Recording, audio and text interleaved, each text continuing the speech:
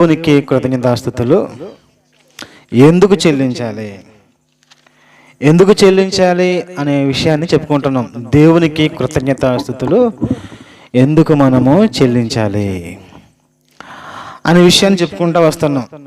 గతించిన డిసెంబర్ మాసం నుంచి అలా చెప్పుకుంటూ వస్తున్నాం. ఈ రోజుకి ఇక్కడికి చేరుకున్నాం.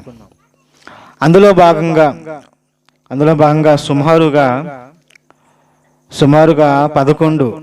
11 పాఠాలు చెప్పుకున్నాం. మొదటి పాఠం ఏంటి అని అంటే, దేవుడు మన పాపాలను క్షమించాడు గనుక ఆ క్షమాపణను బట్టి దేవునికి కృతజ్ఞతాస్తుతులు చెల్లించాలి.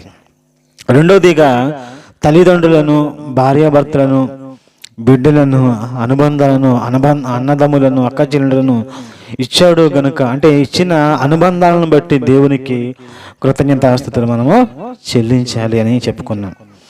మూడవదిగా మానవ జన్మ మనకి దేవుడు ఈ మానవ జన్మ ఇచ్చినందుకు మన దేవునికి కృతజ్ఞతాస్తుతులు చెల్లించాలి అని చెప్పుకున్నాం. అదేవిధంగానే ప్రకృతిని బట్టి కూడా దేవుడిచ్చిన ఈ ప్రకృతి, ఈ నేల, ఈ నింగి, ఈ సమస్తము కూడా దేవుడిచ్చినవి కనుకనే ఈ ప్రకృతిని బట్టి దేవునికి కృతజ్ఞతాస్తుతులు చెల్లించాలి అని చెప్పుకున్నాం. అదేవిధంగానే అవయవాలను బట్టి, మన దేహములో దేవుడు అవయవాలు ఇచ్చాడు గనుక ఎంతోమంది అవయవాలు లేక ఎంతోమంది బాధపడుతున్నారు. దేవుడు ఇచ్చిన ఈ అవయవాలను బట్టి దేవునికి ఏం చెల్లించాలి అంటే కృతజ్ఞతాస్తుతులు చెల్లించాలి. అదేవిధంగానే ఆరోగ్య దాత, దేవుడు మనకి ఆరోగ్యాన్ని ప్రసాదించేవాడు గనుక అందును బట్టి దేవునికి మనం కృతజ్ఞతాస్తుతులు చెల్లించాలి. అదేవిధంగానే దేవుడు మన మనవి అనగా మన ప్రార్థన దేవుడు విన్నాడు గనుక, అంటే ప్రార్థన వినేవాడు గనుక మన మనవి దేవుడు విన్నందుకు గాను మనం దేవునికి కృతజ్ఞతాస్తుతులు ఏం చేయాలి? చెల్లించాలి. తర్వాతగా దేవుడు మనకి ఆహారాన్ని ఇచ్చాడు. అన్నదాత ఎవరు? దేవుడే. దేవుడు మనకి ఇచ్చిన ఆహారాన్ని బట్టి దేవునికి కృతజ్ఞతాస్తుతులు మనము చెల్లించాలి. మరొక విషయం ఏంటంటే, దేవుని యొక్క దయ మన మీద ఉంది. అంటే దేవుడు మన మీద దయ చూపుతున్నాడు గనుక దేవుని దయను బట్టి మనం దేవునికి కృతజ్ఞతాస్తుతులు చెల్లించాలి. మరొక చక్కటి వాక్య భాగం ఏంటంటే, సంఘములో దేవుడు మనల్ని చేర్చినందుకు గాను మనం ఆయనకి ఏం చెల్లించాలి? కృతజ్ఞతాస్తుతులు చెల్లించాలి. పాపులము, అన్యాయస్తులము, ద్రోహులమై ఉన్న మనల్ని ఆయన తన సంఘములో చేర్చి పరిచాడు గనుక అందును బట్టి దేవునికి కృతజ్ఞతాస్తుతులు చెల్లించాలి. ఎన్ని వచ్చినాయమ్మా? 10 వచ్చినాయా? 10 వచ్చాయి. ఈరోజు 11ది చెప్పుకుంటున్నాం. ఆ 11 వాక్య భాగాన్ని మనం చదువుకుందాం. ఒకసారి బైబిల్లోకి వెళ్ళిపోదాం. తెస్సలోనికీయులకు రాసిన పత్రిక, మొదటి పత్రిక 5వ అధ్యాయం 16వ వచనంలో, ప్రతి విషయమందును కృతజ్ఞతాస్తుతులు చెల్లించుడి, ఇలాగు చేయుట యేసుక్రీస్తునందు ఈ విషయంలో దేవుని చిత్తము. ఎంత గొప్ప మాట రాయబడి ఉంది ఇక్కడ అంటే, ప్రతి విషయమందును దేవునికి కృతజ్ఞతాస్తుతులు చెల్లించాలి. ప్రతి విషయము అని అంటే సంతోషములో, ఆనందములో, బాధలో, కష్టములో, నష్టములో, వ్యాధిలో, అన్నిటిలో, అన్నిటి యందు లేముంది. అందుని బట్టి ఏం చేయాలి? దేవునికి కృతజ్ఞత. అన్నీ ఉన్నాయి, అందుని బట్టి దేవునికి ఏం చెల్లించాలి? కృతజ్ఞత. అందుకే అన్ని విషయములందు అని అర్థం ఏంటి? మనం ఈ భూమి మీద అనుభవిస్తున్న ప్రతి దాన్ని బట్టి ఏం చేయాలి? కృతజ్ఞతాస్తుతులు చెల్లించాలి. ప్రతి సందర్భాన్ని బట్టి, అది మంచిదైనా చెడ్డదైనా, అది మేలైనా అది కీడైనా, అది మరి ఏదైనా కానీ, అది ఏదైనా కావచ్చు, ప్రతి విషయాన్ని బట్టి ఏం చెల్లించాలంటే దేవునికి కృతజ్ఞతాస్తుతులు చెల్లించాలి. ఈరోజు ఒక విషయం ఏంటంటే బోవాస్త్రీ పుట్టినరోజు.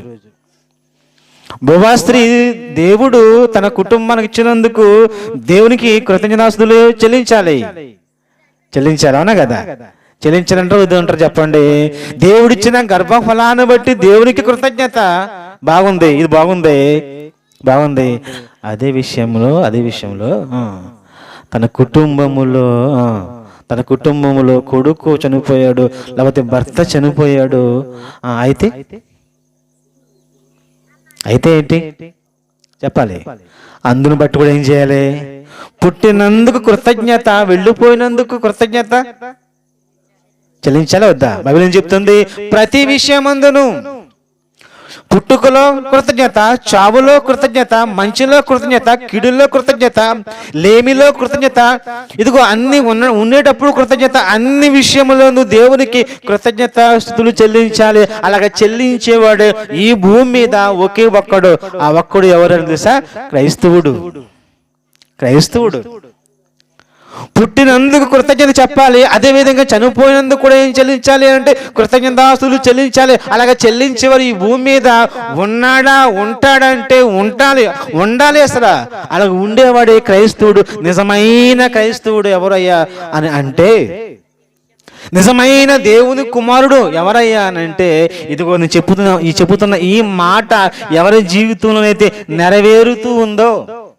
నెరవేరుతూ ఉందో, సంతోషములో నీకు మేలు కలిగింది కనుక సంతోషం వచ్చింది కనుకనే కృతజ్ఞత చూపించావు. ఇది బాగానే ఉంది. ఇది ఎవరైనా చెల్లించగలరు. అన్యులు చెల్లించగలరు, దేవుణ్ణి ఎరగని వారు చెల్లించగలరు, ఎవరైనా చెల్లించగలరు. కానీ కీడులో కూడా, బాధలో కూడా, కష్టంలో కూడా, నష్టంలో కూడా కృతజ్ఞతాస్తుతులు చెల్లించేవాడే నిజమైన క్రైస్తవుడు. ఒక అద్భుతమైన మాట బైబిల్లో ఉంది, యోబు గ్రంథంలో ఉన్నమాట. చాలాసార్లు చదువుకున్న వాక్యం భాగమే, మరొకసారి చదువుకున్నాం చూడండి. యోబు గ్రంథము 1వ అధ్యాయము, అంత లెక్క వద్దాం మనకి. లాస్ట్ మాట 21వ వచనం చూద్దాం. నేను నా తల్లి గర్భములో నుండి దిగంబరనే వచ్చి తిని, దిగంబరిగానే అక్కడికి తిరిగి వెళ్ళేదను. యెహోవా ఇచ్చెను, యెహోవా తీసుకునేను. ఇచ్చింది ఎవరు? దేవుడే. తీసుకుంటుంది ఎవరు? దేవుడే. ఎవరినిచ్చాడు? 10 మంది పిల్లల్ని ఇచ్చాడు, ఎన్నో రకాల ఆస్తిపాస్తులను ఇచ్చాడు, చక్కటి భార్యను ఇచ్చాడు, చక్కటి ఆరోగ్యం ఇచ్చాడు. ఎవరిచ్చారు అంటే యెహోవా ఇచ్చాను, యెహోవా తీసుకునేను. ఆస్తి పోయింది, పిల్లలు చనిపోయారు, అవునా కాదు? అన్నీ పోయినా కానీ ఈయన ఏమంటున్నాడు అని అంటే, యెహోవా నామమునకు స్తుతి కలుగును గాక. అబ్బా,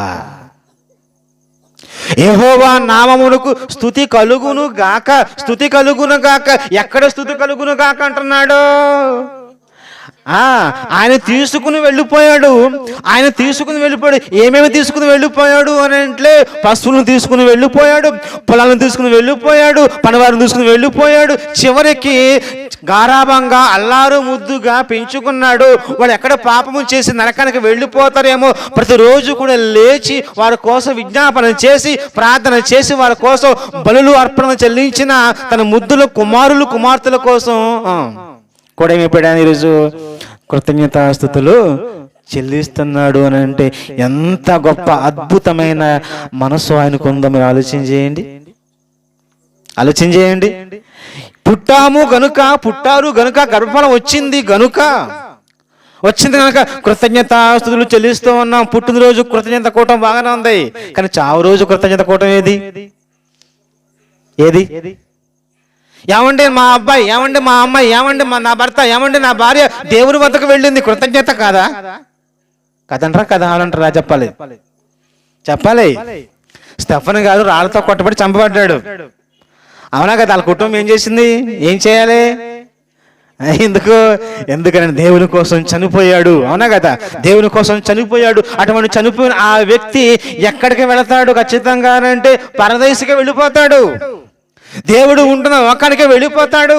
అబ్బా దేవుని కోసం చక్కగా బ్రతికాడు కనుకనే ఇదిగో చనిపోయిన ఆ వ్యక్తిని బట్టి ఆ కుటుంబం ఏం చెయ్యాలి అంటే కృతజ్ఞత కూటం పెట్టుకోవాలి. జ్ఞాపకార్థ కూడిక కాదు. లేకపోతే ఇంకోటి పెడతాం కదా, ఏంటంటే ఆదరణ కాదు. పెట్టుకోవాల్సింది తెలుసా? ఆదరణ కాదు, కృతజ్ఞత. నిజంగా వాక్యము తెలుసుంటే, నిజంగా వాక్యంలో ఉన్న దేవుని మనసు మనకు అర్థమైతే ఇదిగో ఎలాంటి కార్యక్రమాలు చేస్తామంటే బైబిల్ చెప్తుంది, ఒక యోబు గారి జీవితాన్ని ఆదర్శవంతంగా తీసుకోగలిగితే ప్రతి క్రైస్తవుడు కూడా ఏమని ఆలోచన చేయాలంటే, దేవుడు చెప్పాడు కదా, ప్రతి విషయమందు అది చావైనా లేమైనా కలవైనా కష్టమైనా బాధ అయినా సంతోషమైనా ఇదిగో ఏదైనా కావచ్చు ప్రతి విషయంలో కృతజ్ఞతాస్తులు చెల్లించమన్నా కదా. ఇదిగో నాకు ఇంతవరకు మేలు జరిగింది, అందుని బట్టి దేవునికి నేను చెల్లించాను, కృతజ్ఞత చెల్లించాను, బాగానే ఉంది. ఇప్పుడు నా కుటుంబంలో పరిస్థితి బాగోలేదు, నష్టం వచ్చేసింది, బాధ వచ్చేసింది, అమ్మో వ్యాధులు చుట్టుముట్టేసాయి, అయినా కానీ ఏం చేయాలి? దేవునికి కృతజ్ఞతాస్తుతులు చెల్లించాలి. అలాగే చెల్లించేవాడే క్రైస్తవుడు అవుతాడు, దేవుని కుమారుడు అవుతాడు. అందుకే దేవుడు ఆ యోబు గురించి ఏమని చెబుతున్నాడంటే, భూమి మీద అతని వంటి వాడు అదబ్బా, భూమి మీద అతని వంటి వాడు ఎవడూ లేడు. ఎందుకు లేడు అని అంటే, ఇదిగో ఎవరైనా ఈ ప్రపంచం ఎవరైనా కాదు, మేలు జరిగితే కృతజ్ఞత చూపిస్తారు, బాగానే ఉంది. కానీ చావులో కూడా కృతజ్ఞత చూపించేవాడే అసలైన భక్తుడు. ఇదిగో యోబు నా భక్తుడు అంటున్నాడు దేవుడు. మరి మన సంగతి ఏంటి? చదవండి అన్నమాట, ఎంత చక్కగా ఉందమ్మా అది. అతడు ఇక్కడ 21 వచనంలోమ్మా, నా తల్లి గర్భములో నుండి ఆ దిగంబరనే వచ్చి దిగంబరనే అక్కడికి తిరిగి వెళ్ళేదను. యెహోవా ఇచ్చెను, యెహోవా తీసుకుని పోయెను, యెహోవా నామమునకు స్తుతి కలుగును గాక. తర్వాత ఈ సంగతి ఏ విషయమందు కూడా యోబు ఏ పాపము చేయలేదు, దేవుడు అన్యాయము చేసినని చెప్పనే లేదు. చూసారా? ఇలాంటి క్రైస్తవుడు ఉన్నాడా? అతని వంటి వాడు ఎవరైనా ఉన్నారా? చెప్పాలి అమ్మా, చెప్పండి. ఎవరన్నా చెప్పండి. ఏమైనా కృతజ్ఞత కూటం పెట్టుకుంటామండి. ఇప్పుడు కృతజ్ఞత కూటం ఏంటి? మీ ఇంట్లో అశుభం జరిగింది కదా అని అంటారు. క్రైస్తవులే, మతి లేని క్రైస్తవులు కదా, దేవుని మనసు తెలియని క్రైస్తవులు, దేవుని వాక్యాన్ని ఆలోచన చేయని అవివేక క్రైస్తవులు, దేవుని వాక్యాన్ని సరిగ్గా అర్థం చేసుకొని కేవలము నామకార్థంగా బ్రతికేసే క్రైస్తవులంత కాలము కూడా క్రీస్తుకి అవమానమే తప్ప మహిమ కలగదమ్మా. చావులో కూడా స్తుతి అంటున్నాడు ఈయన ఎవరింతకీ? చావులో కూడా దేవునికే ఘనత అంటున్నాడు. ఇంతకీ ఇతను ఎవరింతకీ? ఇదిగో తన యొక్క నష్టంలో కూడా స్తుతి అంటున్నాడు. అంటే ఇతను ఇంతకీ ఇతను ఎవరింతకీ? ఆలోచన చేసుకుందామా? ఎంత మంచి ఆస్తి అతనికి ఉంది. చివరికి మీరు ఆలోచన చేయండి అమ్మా, వాళ్ళంతా ఏమైపోయింది? కురుపులు అంటే పుచ్చిపోయింది. వాళ్ళంతా పుచ్చిపోయినా అందులో నుంచి రసము కారుతూ ఉన్నా కానీ ఇదిగో దేవుణ్ణి స్తుతించటము మానలేదు. అనగా దేవునికి కృతజ్ఞత చూపటము మానలేదు. ఏ విషయంలో కూడా పాపము చేయలేదు.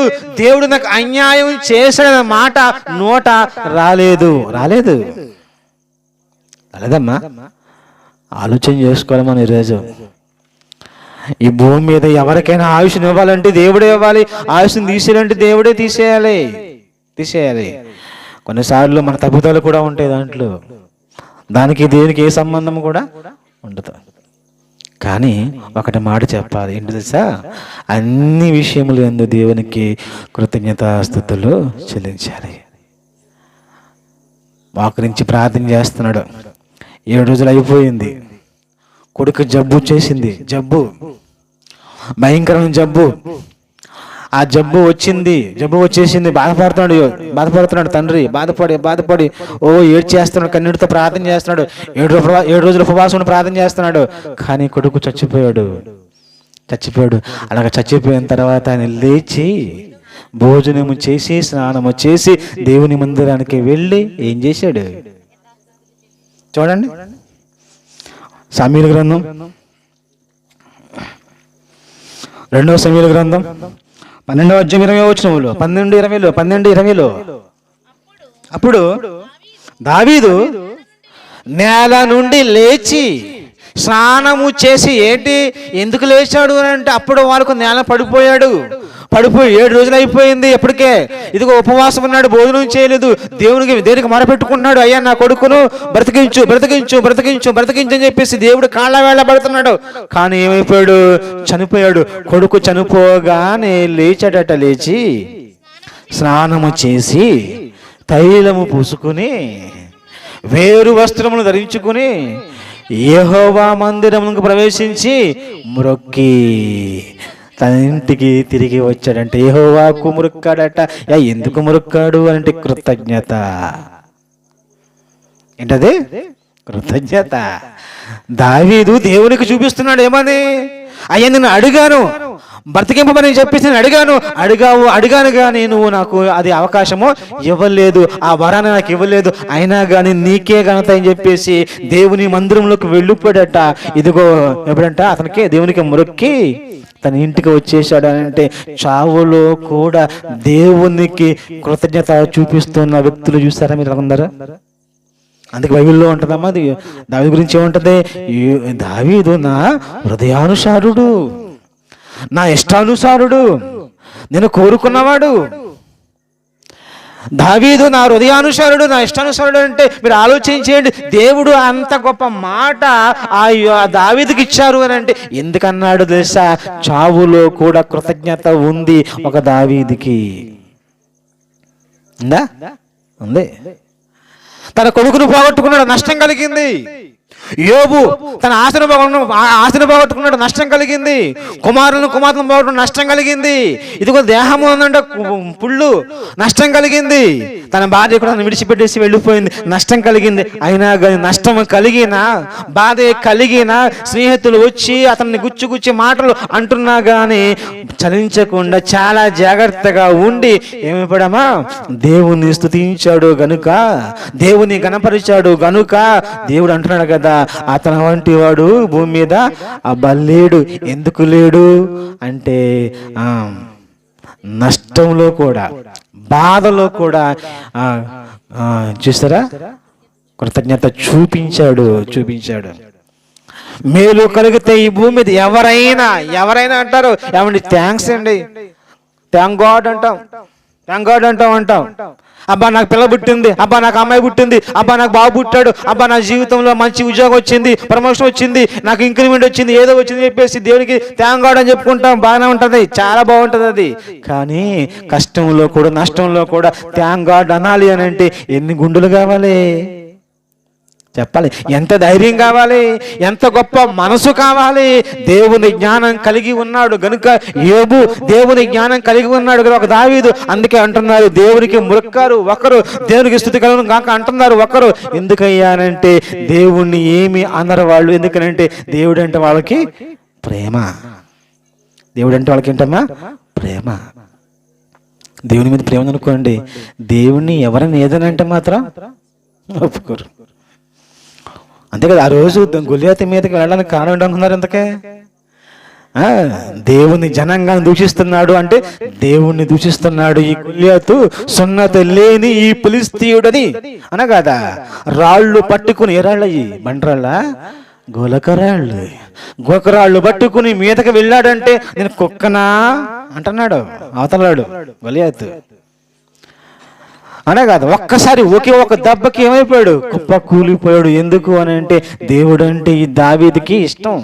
మరి మనకి ఇష్టం లేదా? అంత ఇష్టం లేదా?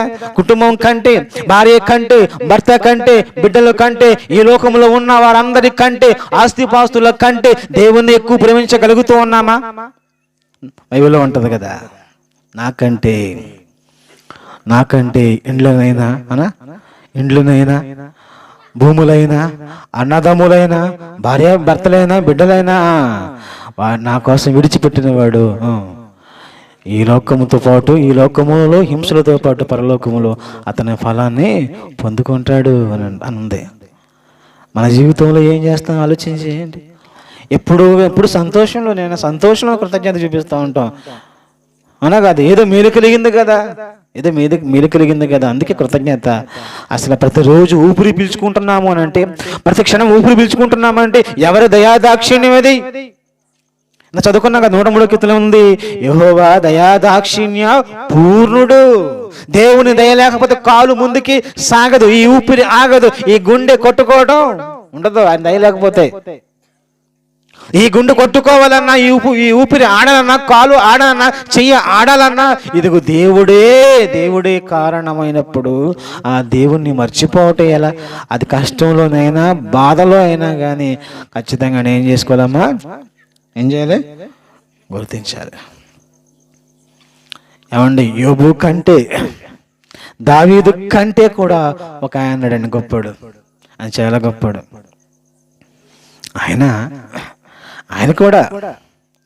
ఆయన కూడా ఏం చేసామా? కృతజ్ఞతాస్తుతులు చెల్లించాడు. ఎప్పుడు అనుకున్నారు? ఎప్పుడు ఎలా చావబోతున్నాడు, ఎలా చనిపోబోతున్నాడు, ఎన్ని మాటలు అంటారు, ఎలాగ తన వీపు చిట్లిపోతుందో, ఎలాగ తన గుండు చీల్చబడుతుందో, ఎలాగో శిరస్సు భయంకరంగా మొళ్ళతో నింపబడుతుందో అన్నీ తెలిసి ఆయన అందమైన ముఖం మీద ఎలా ఉమ్ములు పడతాయో అన్నీ తెలిసి కూడా ఈ భూమి మీదకి వచ్చాడు అంటే కృతజ్ఞత కాదు అంటారా? అందుకే 50 యెషయా గ్రంథం 50వ అధ్యాయము 6వ వచనంలో ముగించుకుందాం. ఇంకా 2 రిఫరెన్స్లు ఉన్నాయి. యెషయా గ్రంథం 6వ అధ్యాయము, యెషయా గ్రంథం 50వ అధ్యాయము 56.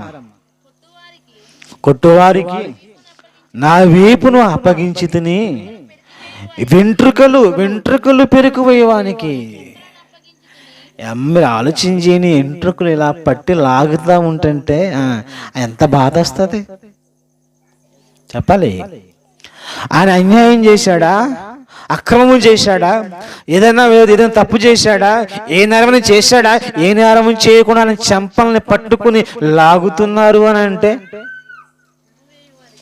ఉమ్మివేయు వారికి, అవమానపరుచు వారికి నా ముఖము దాచుకోలేదు. చూసారా? నా ముఖం దాచుకోలేదు నేను. ఎందుకంటే దేవుడు పంపాడు, నేను వచ్చాను. తండ్రి పంపాడు, నేను వచ్చాను. ఇదిగో సమస్తము కూడా దేవునికి మహిమ కలుగును గాక అంటున్నాడు అని అంటే ఎంత తెగువ ఉందని చెప్పండి. కొట్టువారికి నా వీపును అప్పగించేశాను, కొట్టుకోండి, ఎలాగైనా చేసుకోండి, నా వీపును కొట్టుకోండి. అందుకే fashion of the Christ cinema చూసారా లేదా? అందులో చూడండి, నిజంగా ఆయన ఒళ్ళంతా ఎలాగ చిట్లిపోతుందో, ఆ కుర్ర దెబ్బలు ఏ విధంగా ఒళ్ళుని తూట్లుగా చేసేస్తూ ఉంటుందో ఒక్కసారి ఆలోచన చేయండి. కొట్టువారికి నా వీపును అప్పగించితని, వెంట్రుకలు పెరిగిపోయే వారికి నా చంపలను అప్పగించితని, ఉమ్మి వేసేవారికి, అవమానపరిచే వారికి నా ముఖము దాచుకోలేదు. ప్రభు యెహోవా నాకు సహాయం చేయవాడు గనుక నేను సిగ్గుపడలేదు. ఇంతగా నన్ను తిడుతూ ఉన్నా, కొడుతూ ఉన్నా, ఇన్ని హింసలు పెడుతూ ఉన్నా కానీ ప్రతి హింసను బట్టి, ప్రతి బాధను బట్టి, ప్రతి అవమానం బట్టి దేవునికే మహిమ, దేవునికే ఘనత అంటున్నాడు. మనం చేస్తాం తెలుసా? హల్లెలూయా అని ఒట్టి చేతులు పైకెత్తితే ఏం లాభమ్మా? మన దేహం ఇవ్వాలి. మీ దేహాన్ని దేవునికి ఇవ్వండి. మీ దేహముతో దేవుణ్ణి మహిమపరచండి. నోటి మాట కాదు కావలసింది, చేతలు కావాలి, క్రియలు కావాలి, ఈ దేహము కావాలి. ఈ దేహమే దేవుని ఆలయము కనుకనే ఈ దేహాన్ని దేవునికి చేస్తున్నప్పుడు, బాధ కలిగినప్పుడు, కష్టం కలిగినప్పుడు అందును బట్టి దేవునికి కృతజ్ఞతాస్తుతులు చెల్లించాలి. అందుకే తాను అప్పగంబడిన రాత్రి ఒక రొట్టెని పట్టుకున్నాడు. అది రొట్టె కాదది. ఏంటది? క్రీస్తు యొక్క శరీరం. ఆయన తన దేహాన్ని బట్టి దేవునికి ఏం చెప్తున్నాడమ్మా? అయ్యా ఇది రొట్టె, ఆయన ఒక రొట్టెను పట్టుకొని ఒక పాత్రను పట్టుకుని కృతజ్ఞతలు చెల్లించి ఇది మీ కొరకైనా నా శరీరము. చూసారా, అంటే యేసుక్రీస్తు వారు తన దేహాన్ని అర్పించేస్తున్నాడు. అలా అర్పించేటప్పుడు ఏం చెబుతున్నాడంటే, తండ్రి నీకు కృతజ్ఞతలు అంటున్నాడు. ఆలోచన చేసుకున్నాడు. ప్రతి ఆదివారమున భోంచేస్తున్నాము కదా, ప్రేమ విందు. ఆ ప్రేమ విందులో అర్థం ఏంటి తెలుసా?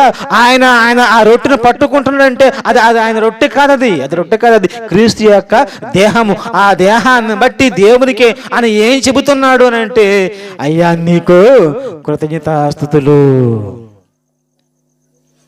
అర్థమైందో లేదన్నమాట. అంటే తన దేహాన్ని యేసుక్రీస్తు వారు మరణానికి అప్పచెప్పేస్తున్నాడు, శ్రమలకు అప్పచెప్పేస్తున్నాడు.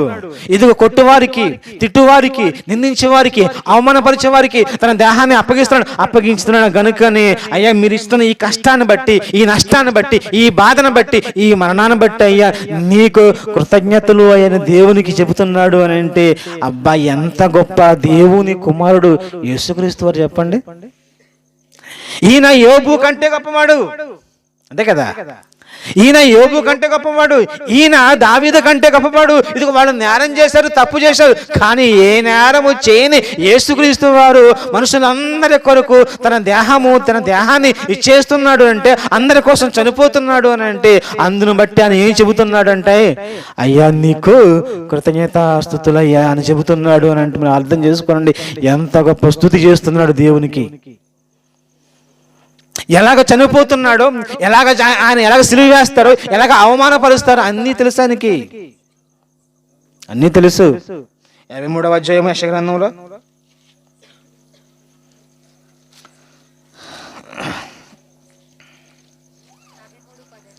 53:3 నుంచి చదువుకుందాం. అతడు తృణీకరింపబడెను, మనుషుల వలన విసర్జింపబడిన వాడు గాను, వ్యసనాకాంతుడు గాను, వ్యాధి అనుభవించిన వాడు గాను, మనుషులు చూడ నల్లని వాని గాను ఉండెను. అతడు తృణీకరింపబడిన వాడిని కనుక మనము అతనిని ఎన్నిక చేయలేకపోతేమి, నిశ్చయముగా మన రోగములను భరించెను, మన వ్యసనములను సహించెను. ఆయనను మెత్తబడిన వానిగాను, దేవుని వలన బాధింపబడిన వానిగాను, శ్రమనొందిన వానిగాను మనం అతను ఎంచితేమి. అయినా కానీ ఏం చెప్పండమ్మా, ఏం చెప్పినాడు ఆయన?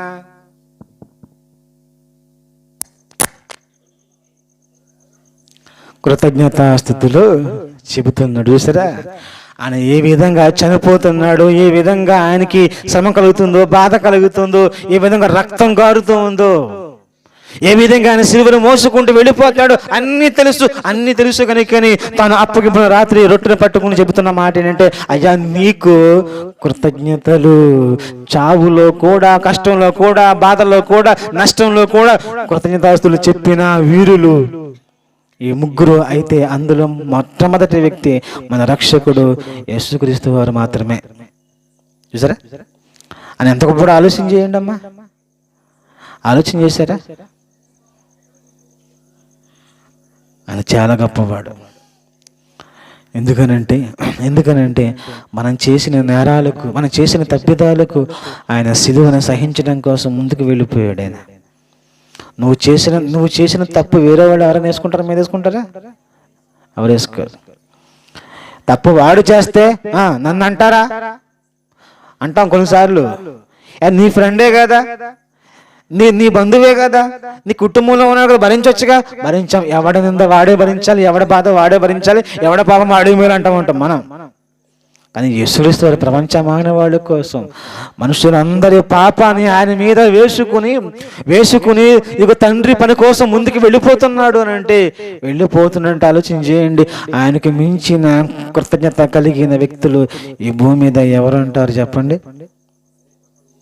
బాధలో కృతజ్ఞత, అవమానంలో కృతజ్ఞత, నిందలో కృతజ్ఞత. చెప్పండి, ఆయన ఏమన్నారమ్మా? దెయ్యం పట్టింది నీకు అన్నారా లేదా? నువ్వు యెజబెలు అధిపతి అన్నారా లేదా? ఇదిగో నువ్వు ఏదో చేయడం వల్ల ఏంది జరుగుతుందని చెప్పేసి ఆయన అంతగా అవమానపరిచారు. వడ్రంగి, కుమారుడువు నువ్వు, మరే తనడువు నువ్వు అని చెప్పేసి ఎన్నో మాటలు పుట్టగించారు, ఎన్నో మాటలతో ఆయన బాధ పెట్టారు. అయినా కదా అన్నిటిని బట్టి ఆయన ఒకటే మాట అన్నాడు, ఏమన్నా తెలుసా? దేవా నీకు కృతజ్ఞతలు.